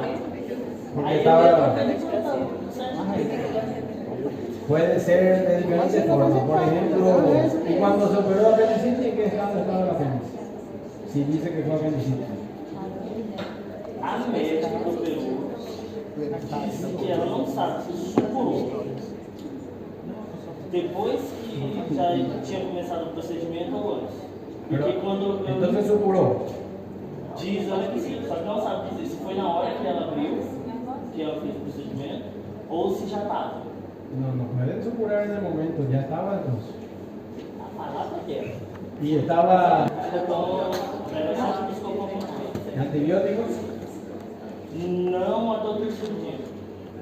pero ya estaba tomando. Y después del séptimo día se opera. Não. ¿Séptimo día no se operó? Aqui não. No, que cuando comenzó eso. ¿En cuántos días se opera? la cirugía? Quantos dias fez a cirurgia? ¿En cuántos días? Bom, porque assim, essa foi a primeira vez que eu tive esse quadro, certo? Fue al menos. 7 dias pré-operatório. Passou, me Virou a mandaram casa. embora. Depois de 7 dias fez de alta ainda. Bota a camisa aí, Cebu. Entonces quedó ahí. Não, a gente vai. Aí a gente quer ver um pouco, mas só. Suspender essa medicação de mulher. Es una forma, había que ver si es una forma de apendicitis atípica o es una apendicitis que ya pasó esta fase y estaba en resolución de complicación, o porque puede estar haciendo un proceso de plastrón que vamos a revisar. Otro que no era el diagnóstico. Não era nada, Essa é a primeira dificuldade que Y hay posibilidades. Más dice que estaba agora asegurado. eu fui embora. Ahí, Depois eu consegui acabar o semestre. Dia 19 de dezembro de 2019, eu dei entrada no Hospital Regional de Rondônia. Que isso era na segunda, na terça, 2 horas da tarde, que eu entrei no centro cirúrgico. ¿y fue privado o público? No tiene por qué retenerlo así, ¿eh? Pero igualmente hay posibilidades de varias conclusiones. Si es que te hicieron una biopsia, no te hicieron biopsia apenas, y decían que sí estaba inflamada y se curaba. Entonces no estaba errado el diagnóstico, solo que distendió mucho el tiempo de lo habitual. ¿Por qué puede haber distendido el tiempo de lo habitual? Sí, porque al final ya los puntos nada más que yo Não, só quería ver. mostrou um. Eu queria ver um tudo. ¿Tú? Eu Aquí. vi um. Vai lá, vai lá. Eu queria ver a minha. Le voy a mostrar por ese punto que está ahí. Vai lá, ¿ves? vai lá, vai lá. Después le damos, ahí están los puntos para que ustedes vean. Pasó todo ya. No es ahí. Ahora, fíjense, ¿qué hablamos nosotros de por qué puede durar tanto tiempo el apéndice? ¿Mm? Por la luz también, por la luz puede ser que el apéndice de Guillermo, ¿no?, tenga una luz apendicular calibrosa, gruesa, y que da más tiempo de acabar de obstruirse. A luz é calibrosa, amigo. O puede ser también que no sea una causa obstructiva, pero sea el linfoide de otras causas, pero más si tuvo una apéndice, sí tuvo. Ahora, otra cosa, muchas veces dar medicación, antibiótico, enmascara el cuadro infeccioso y el apéndice avanza a un proceso que se llama plastrón y se defiende el organismo porque le está dando ayuda, más no resuelve el problema, solo prolonga el tiempo y lo que hace es espaciar. Pero eso acontece mucho en pacientes que se automedican, toman antibiótico en la casa, antibiótico, y tomó antibiótico, ¿no? Y entonces acaba teniendo un proceso de complicación contenida que es el plastrón. Entonces, ahí estábamos, ¿no? Esto yo les voy a ir hablando de a poco porque si no, apréndanse por lo menos lo principal y las maniobras. Ahí están las maniobras. ¿Cuáles ustedes conocen de ellas? Só uma, foi o que você mostrou bem aí, ó. ¿Cuáles? Eu queria aprender os outros. No, pero no, de pie no se puede, tiene que ser en la hamaca. Si traemos hamaca, y ahí sí. En la próxima igual yo les voy. Ahora, les pregunto más, ustedes en las prácticas han hecho examen físico del abdomen con su profesor en la práctica. Tienen que, si no es así, si algunos sí, otros no, pedir también hacer esa práctica del examen del abdomen de esta maniobra. Yo les puedo explicar. Y si al final no lo hacen, colocamos una hamaca aquí y les muestro, ¿no? Pero eso lleva mucho tiempo. Lleva mucho tiempo explicar todo el detalle. A gente vê na prática. Entonces, pero tienen que verlo. Pero va a la práctica, ¿vale? Para no... Professor, mas então esse é o mapa aí. Para a prova, professor, isso tudo. Para a prova, isso tudo tem que Você vai saber. pedir para a prova. Conocer, sí. Y en la práctica también. En la práctica debe hacerlo. Por ejemplo, el signo de McBurney o maniobra de McBurney, el signo de Bloomberg, maniobra de Bloomberg. Lo más común es que vamos a revisar aquí. ¿Qué cosa es el signo de Bloomberg? Cuando es positivo se dice signo de Bloomberg a la maniobra de Bloomberg. Otra vez se dice solamente maniobra de Bloomberg positivo. Y también se puede decir signo de Bloomberg, ¿entiendes? Todo lo mismo. Es la misma cosa. Cuando usted dice signo, ya es positivo a esa maniobra. Y simplemente dice Bloomberg positivo. Ahora, ¿cómo se hace el Bloomberg? ¿Cómo se hace? Compreensão da fossa líquida direita. Significa el punto doloroso. Puede ser cualquiera. Ahí hay de todo. Vamos a hablar de algunas de las principales. Y después no van a entender si yo solamente le explico aquí. Porque tienen que leerlo y aprenderlo y a practicarlo también. Porque primero es entender escuchando y después hacerlo y repetirlo. Porque no van a entender si es que solamente están escuchando a mí y no lo practican, no lo leen. El Bloomberg es la presión del punto doloroso que el paciente indica en ese local a profundizar y a parar ahí a soltar, ¿no? Como decíamos que hacíamos, pasando en el orden de todo. De último ese punto doloroso, ¿no es así? Coloca la mano en el apoyo, palmo, ¿cómo se decía? Palmo digital. El otro día hablamos de eso, ¿no? Y queda en apoyo o presión digital, verticaliza la mano y hace una contracción. ¿Cómo se llama esa contracción? Cuando suelta. Una contracción de la mano, metacarpofalángica, que es soltar así, ¿no? Y hace una descompresión rápida, súbita. Cuando está adentro, si le duele al paciente, no se suelta al momento. Para 3, 4, 5 segundos y después suelta. ¿Para qué paramos ese tiempo? 3, 5 segundos. Porque si el médico va, le duele y dice, me duele cuando presiona y cuando suelta, le pregunta, nosotros queremos saber cuándo te duele más, cuando presiona o cuando suelta. Si el médico va directo, manda para adentro y suelta, el paciente no va a saber cuál le dolió más. Eso aconteció conmigo, con José. No le dio tiempo. 7 dias. ¿De tiempo? No, de presión, de descompresión. Eu não. Cuando não presiona, Sentia, não sentia. no sentía ni dolor a la presión y a la descompresión. Estaba con analgésico, tomó remedio. Não, mas mesmo com uma coisa, o Bloomberg era negativo. Igual. Y bueno, era típico entonces. Y otra maniobra de lo que le hizo. Dolor a la vamos a ir hablando y a ver con cuál apareció. Dolor a la descompresión súbita, doloroso es Bloomberg. Maniobra de Bloomberg, sino de Bloomberg. ¿Saben qué es Aaron? ¿Y Chutro? ¿No? Si hablé el otro día, hablamos del Chutro. Chutro es una forma de asimetría del abdomen en la inspección. ¿Cuándo? Cuando el ombligo se va lateralizando para el lado del problema. Fue así, ¿verdad? Hablé, yo solo les pregunto las cosas que ya le hago. Aro, ¿qué cosa es? El aro es cuando presiona el epigastrio, provoca dolor en la fosa ilíaca derecha. ¿Por qué? Por un dislocamiento gaseoso. Usted presiona el colon transverso aquí y la distensión de los gases en la base del apéndice, que es con el ciego, y distiende un poco y provoca dolor. Donde sea que haya una inflamación, todos los dolores van para allá, ¿no? Compresión epigástrica, dolor en fosa ilíaca derecha. A diferencia de este, Rousing, ¿qué cosa es Rousing? Compresión en la fosa ilíaca izquierda y dolor en fosa ilíaca derecha. ¿Cómo acontece eso? ¿Cómo? La misma cosa, un dislocamiento gaseoso. De presionar el lado izquierdo del colon, el aire, el gas distiende el lado derecho en el ciego y en el apéndice que duele, señal de dolor. Hay uno que es más sensible que este, que es el Rousing, se llama Rousing-Meltzer. Voy a colocar aquí. Rousing-Meltzer es una forma de puño-palpación. ¿Han escuchado eso? ¿Cómo es la puño-palpación? Puño-palpación. Rousing-Meltzer. ¿Cómo sería?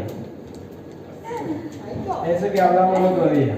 Desde la fosa ilíaca izquierda, el médico coloca su mano fechada hacia su puño y va rodando hasta el epigastrio, presionando, ¿no? Aquí. La misma cosa, dislocando gases desde el lado izquierdo para acá y distiende, es más sensible que la presión solo. Y eso provoca dolor. Esos son sensibles, ¿no te hicieron eso? ¿Dolieron? Entonces estaban anestesiados. Más tenía apendicitis. Entonces, Tesherin Foderican, eso es una forma de que el médico presiona el lado izquierdo del abdomen del paciente, es hacer vibración del peritón. Hace así, presiona y va vibrando así, provocando onda vibratoria. ¿Y hicieron lo mismo? Doutor, coach, ¿Eh? os dois coaches fizeram. Esas son las que más se hacen. Los COP, que son soagiliaco y obturador. ¿Saben cómo se hace eso? ¿Saben o no? Bueno, el músculo, como que no, si ustedes tuvieron semiología médica. El músculo psoagiliaco, ¿dónde está? Allá, adentro, paralumbar, que se inserta con el fémur, con el miembro inferior. Cuando se le pide al paciente levantar la pierna, se contrae ese músculo. ¿Qué acontece cuando contrae ese músculo del lado derecho? Si un apéndice frecuente en el 65% fica así, ¿no? Retrosecado. ¿Qué va a pasar? Se contrae el músculo aquí, va a hacer contacto directo con él y provoca dolor. ¿Cómo provocamos mayor dolor? Hay varias formas de hacer esa maniobra soagiliaca. Otro es por elongación, que se le coloca del lado del paciente y se pide atrás. Eso no resulta mucho. Nosotros no cambiamos de posición al paciente. Mismo posición de cúbito dorsal, le pide levantar la pierna recta y mantener ahí. Y le preguntamos si le duele en el punto de McBurney, si dice que tiene. No le duele. Bueno, entonces le desciende de nuevo la pierna, coloca la mano en el punto doloroso y ahí contrae, levanta de nuevo la pierna del paciente. En ese momento, vamos a dejar figurando prensado así el apéndice inflamado entre el músculo soagiliaco y la mano que empuja para adentro ese apéndice. Es muy sensible al dolor. Si no le duele ahí, con eso, es porque el apéndice o no está ahí o no está inflamado. Solo por dos razones, ¿no? Porque va a prender o pinzar el apéndice entre el músculo soagiliaco y la mano que empuja. El mismo soagiliaco con variante 1, variante 2, se puede decir. Y también hablan de Coppet variante soagiliaco, según la literatura que lean, ¿no? Es pedirle más sensible, pedirle el decúbito dorsal al paciente, levanta la pierna, recto. Al contraer ahí, el músculo ya provoca dolor. No precisa entonces presionar. Si no le duele, solo así, el médico le dice, desciende de nuevo y coloca la mano en el punto doloroso de la fosa ilíaca y le pide de nuevo levantar la pierna. Cuando ya hace así, presiona aquí, tiene que doler. Tiene que doler. Essa outra que você falou, que faz a onda vibratória, vai doer então do outro lado. Você vai fazer a onda No. vibratória. Este sí, que se llama Tesherin Foderican. Isso, aí você vai fazer a onda vibratória. Va a doler todo donde está el apéndice siempre. Sí. Fíjense que si nosotros, ¿cómo descubre que el paciente no miente? Le hace esto y le pregunta si duele. Y él dice, duele, sí. Le pregunta dónde. Porque si te dice que le duele aquí, es falso, es negativo. Puede doler por otra cosa. El dolor es, no le dice, te duele aquí, no. Porque el paciente dice, sí, es mentira. Entonces le dice, duele, sí, duele. ¿Dónde? Duele aquí. Meciendo aquí, duele aquí. De la fosa derecha. Ahí es donde es positivo. Mismo también en el Rousing-Melsen y demás. ¿Ok? Guineo de Musi, ¿qué es? Guineo de Musi. Es la decompresión generalizada en todo el peritoneo inflamado que puede ser porque ya está complicado. ¿No tenía eso ya el último día? Não, porque eu só tinha dor nas duas fossas ilíacas. Las dos fosas ilíacas. Puede tener un apéndice largo, irritando para allá, puede ser. Dumpy, signo de Dumpy. ¿Qué es? Es pedirle al paciente toser, solamente. Tose y aumenta la vibración. La maniobra que haga, el paciente va a fijar el dolor en el local del apéndice. Le pregunta, tose, ¿dónde le duele? Aquí. Así mismo. Entonces, hay otro que se llama Jordan. Y hay varias formas de hacerlo también. Eso nosotros hacemos con crianza. Le pide colocarse de pie, de punta, y deja caer el peso de su cuerpo encima del talón del calcáneo del lado derecho. Eso provoca dolor donde mismo está inflamado. Eso se llama Jordan. Jordan. Eso no está ahí. Se puede hacer deitado, horizontal. Bater aquí en el calcáneo del paciente, ¿no? En el calcáneo. Y le duele en la zona del apéndice cuando está inflamado. De hecho, si uno bate así en el calcáneo de un paciente deitado, le vibra hasta el cerebro. Y si no duele, es difícil que tenga apendicitis. Hay maniobra, otro signo que nosotros inventamos un signo que se llama el signo de bache. Bache, ¿saben qué es bache? Un buraco en la estrada. Entonces le dice al paciente, cuando venía la ambulancia para acá, deitado, que lo diga cada buraco en la estrada, le dice, sí, lo diga todo. ¿Y dónde aquí? Ese es el signo de un buraco también. De la estrada. Y aparece así.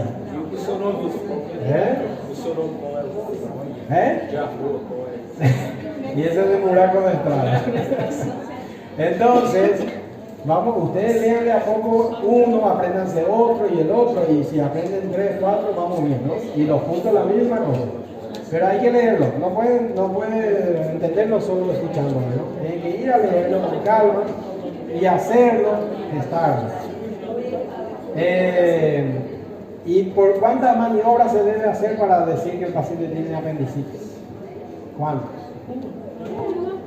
3 para tirar dele. Uno es suficiente, más si en la primera no da, como él, en la segunda no da, en la tercera no da. ¿Descarta apendicitis? No descarta, por eso que tiene que conocer por lo menos 10 maniobras. No sabemos cuál maniobra fue positiva. Al final operaron. Bueno, este se usa bastante. Oye, escucharon. Ustedes conocen la escala de Alvarado. ¿No conocen? Bueno, conózcanlo ahora entonces. Nice to meet you. Alvarado. ¿Verdad? Ahora, apréndanse escala de Alvarado. ¿Qué dice Alvarado? Usando ya leucograma, leucocito, por eso que eso se usa ahora, ¿no? Si está en predominio de alza térmica, taquicardia, dolor de esa característica, localización, le va dando puntos, ¿no? Cuando llega, no sumando todo, no llega a 4, se piensa que no debe tener apendicitis. No sabemos cuánto son puntuación Alvarado de Guillermo, de aquel. Ahora sí, cuando empieza a tener estos puntos para arriba, fácilmente, sospechando, va a posible apendicitis. Estos son una evaluación clínico-laboratorial, que usa Alvarado es muy popular, ¿no? Mas no es única, no es absoluta. Bloomberg, migração de dor a respeito das outras manobras que foram realizadas. Por exemplo, por questão de gás. Ya coloca 2 puntos ya por eso. ¿Verdad? Es fácilmente llegar a 4 o 5 puntos. Ahora, ¿se indica estudio o no? ¿Cuál? Además del laboratorio. Siempre. No se indica siempre. En los niños, crianzas, hay formas especiales de apendicitis. Y en Guillermo también, ¿verdad? Así es que pueden tener en cuenta que hay un 15% de formas especiales de apendicitis que pueden presentarse de forma atípica. Nosotros hablamos de la apendicitis típica. Y es 80%, 85%. Pueden tener fomio. ¿Tenían fomio o no? No tenía fome, ahí ya otra vez. Sí. Y entonces está la forma clínica de Guillermo, ¿verdad? La típica y la forma de Guillermo, que fue así. E eu vi 2 cirurgiões brigando para decidir se operar ou não. Porque es muy difícil. La decisión más difícil para un cirujano es no operar. No operar, porque lo más fácil es operar. Minha filha, eu faço Para uma nosotros. sonografia 2 vezes por dia. 2 vezes por dia por 7 dias. La clínica es soberana. Cuando la clínica sugiere algo, se hace. Si no, no se hace nada. Fíjense esto, gente. Otra cosa. ¿No? ¿Y saben por qué se confundieron más los médicos? ¿Por qué se confundieron más? Le voy a decir por qué. Porque hicieron más uso de los complementarios y menos del método clínico. Hay que darle valor al método clínico, un 80% y un 20% de complementario. Cuando el médico va por los complementarios y esquece el método clínico, queda en un error diagnóstico o se confunde el diagnóstico. Y eso acontece. Pierde tiempo, pierde dinero, pierde diagnóstico, pierde salud. Todo problema.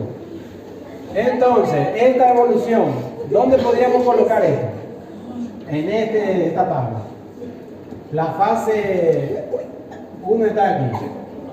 ¿Qué pasó allá? Ganilo. Euforia, doutor. Euforia. Fase 1.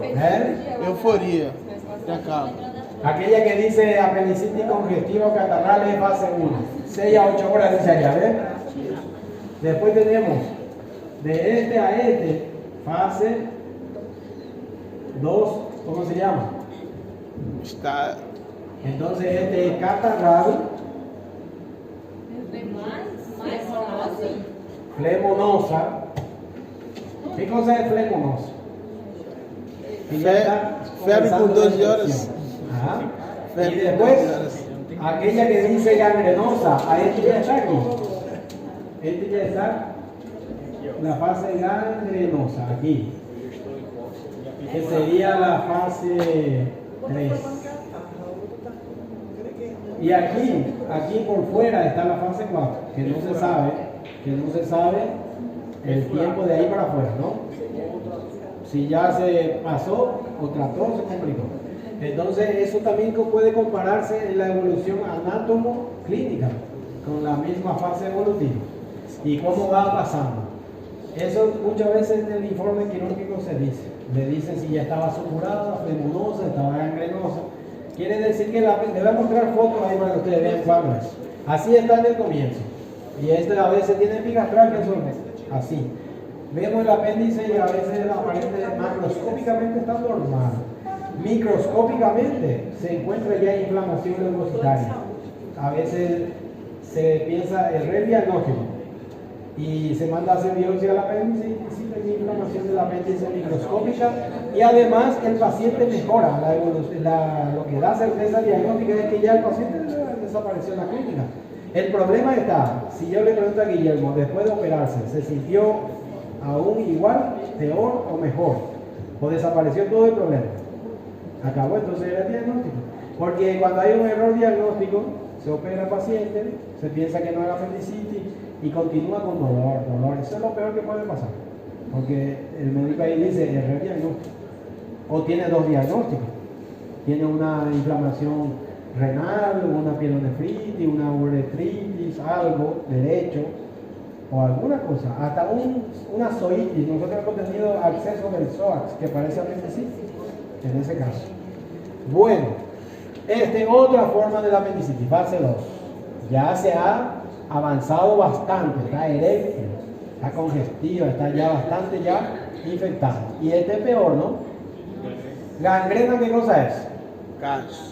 Gangrena es infección e isquemia, infarto y sepsis del local de la infección, ¿no? Y a eso se refiere gangrena en ese caso. De la cantidad de gérmenes atrapados ahí que ya no tienen circulación y se gangrena. Ahora, parece un gusano, ¿verdad? Ese ya es una fase perforada, este está furado. Estos son ya contaminaciones ya de fibrinas de la luz del apéndice para afuera, que tiene riesgo de peritonitis. Riesgo. Aquí dice, ¿cómo se diagnostica? Hay que pensar la clínica. El estudio complementario, entonces, ¿en qué caso se indica? ¿Cuándo? A Guillermo. Otro caso, que no sea Guillermo. Es difícil diagnóstico, no sea Guillermo. Otro caso, mujeres, que no es Guillermo, ¿verdad? Ahora, casos en donde el estudio complementario tome la decisión de cirugía o no cirugía. Ahí se hace complementario, imágenes. Usted indica si ese estudio va a ayudar a operar o no operar a un paciente. Más, ¿qué acontece? Se indica tomografía a un paciente que ya se sabe que tiene apendicitis. ¿Y qué cambia de conducta? Nada. Eso está mal indicado. Ahí sí se pierde tiempo, se pierde dinero, se pierde todo. Hasta puede ser que el paciente ya esté aquí y lo que me indican tomografía pudo para acá. Cuando es así, ¿no? Por esa razón que hay que tener en cuenta si hasta dónde ayuda el estudio o no. Está muy mal, es criminoso que el médico o el cirujano, sabiendo que tiene apendicitis, para ganar tiempo, A veces porque no vamos a operarlo hoy, vamos a operar mañana. Voy a operar mañana. Para ganar tiempo le indica tomografía, sabiendo que tiene una apendicitis. Eso está mal, eso es realmente a investigar hasta dónde. Pero bueno, eso es, si ustedes ven que eso se hace, no significa que es lo correcto. Hay que saber que es incorrecto, no hacerlo, ¿no? Los estudios complementarios, desde 12.000 ya es sugerente. Y cuando está a 20.000 ya es próximo a la complicación o ya está complicado, por decirlo así. ¿Okay? De imágenes entonces, mejor que la tomografía, la ecografía ayuda. La ecografía normal con clínica de apendicitis. ¿Qué creen? ¿Tiene o no tiene apendicitis? El paciente tiene clínica de apendicitis, tiene eso, pues ecografía normal. ¿A cuál le hacen caso? A la clínica. Tiene valor la clínica. Y si la clínica es normal y la ecografía tiene apendicitis, ¿cuál entonces? ¿Cuál tiene valor? Aquí dice que no tiene nada y ahí dice que tiene apendicitis. ¿Clínica también? No pierda la clínica en ningún momento. No pierda la clínica. La clínica, por eso le dice, eso quiere decir cuando la clínica es soberana. Lembren que esto es, si coincide el estudio con la clínica, ahí da certeza a su diagnóstico. Pero nunca deja de lado la clínica. ¿Está bien? Se puede ver el apéndice aquí. ¿Cuál es esta Z es el componente obstructivo del apéndice? ¿Es la base o la punta? Es la base. Es la base. Diagnósticos diferenciales de un apendicitis depende del sexo, de evolución, y ahí donde uno coloca una cantidad de posibilidades, hasta de patologías médicas abdominales, extraabdominales, intraabdominales. Siempre hay que comenzar. Si nosotros vamos a hacer diagnósticos diferenciales en cirugía, hay que procurar de todas las patologías quirúrgicas para diferenciar de apendicitis. Y después no quirúrgicas. Entonces debe ser colecistitis, pancreatitis, puede ser, si es mujer, ginecológica, puede ser obstructiva, depende de cuál sea. Hay formas obstructivas, ¿no? También de la apendicitis. Y luego ya urológicas, digestivas, extraabdominales y demás. Fíjense la cantidad de opciones diagnósticas diferenciales del lado derecho de problemas ginecológicos para diferenciar con problemas apendiculares. ¿Ok? Por eso se abre, en estos casos se puede hacer estudios complementarios de imagen necesariamente. ¿Está bien? ¿Cuántas complicaciones tenemos? Posibles. Ustedes conocen, me dicen, dime qué cosa es una pileflebitis. Fala ahí pileflebitis.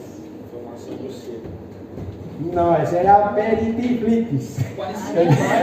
Aquí dice pileflebitis. Pileflebitis. Flebo, ¿de dónde viene? Flebitis. De vena, de circulación. Ese es la peor de las complicaciones de una apendicitis. Una apendicitis se complica y viene ictérico el paciente. Se habla de un embolismo séptico de la vena porta. Es una pileflebitis. Y está en shock y está grave.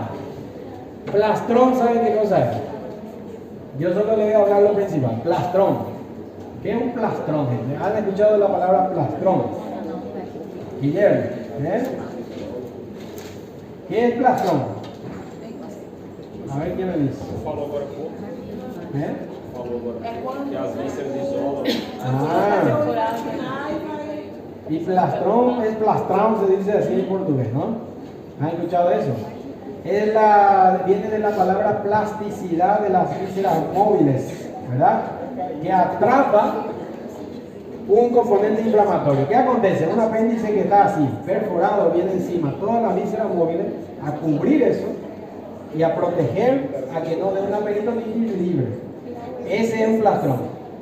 Aquí adentro está el apéndice cubierto, no se ve. Está perforado y todo está como un colado, así como un chicle. Isolado completo de la cavidad abdominal para no causar una peritonitis libre. Puede ser que Guillermo fue para esa posibilidad, no sabemos, ¿no? Y se opera igual, y se respira, y se abre, y ya. Quando eu operei em Rondônia 6 meses depois, estava normal. ¿Qué? Tava assim. ¿Vos se operó de nuevo después? 6 meses depois. Não, porque eu tive esse caso aqui, doutor. Depois de 6 meses eu tive. Cosa rara. Cosa rara, ¿no? Ahora, ¿qué se hace como médico general? Fíjense, eso le sale en la prueba. Por ejemplo, no es aliviar síntomas. ¿Cuál es el síntoma del paciente? Si dice que vomita, si tiene dolor, si tiene fiebre y tiene anorexia. ¿Qué vamos a hacer con un paciente? Si es un caso clínico, atendiendo los síntomas que tiene. Una vez diagnosticado se hace tratamiento sintomático. No diagnosticado no se hace tratamiento sintomático, porque va a pagar los síntomas de diagnóstico, ¿no? Se diagnostica y se trata. Analgesia, antipirético, antiemético, antibiótico, y puede colocar los antibióticos. Por ejemplo, nosotros usamos cefazolina de profilaxis cuando está en el comienzo, y cuando ya está infectado, flemonoso, como este por acá, se usa ceftriaxona. La vía oral se suspende y se hidrata un paciente, y la cirugía al final. Esto yo le mostré el otro día, ¿verdad? El que más se usa es más gordo.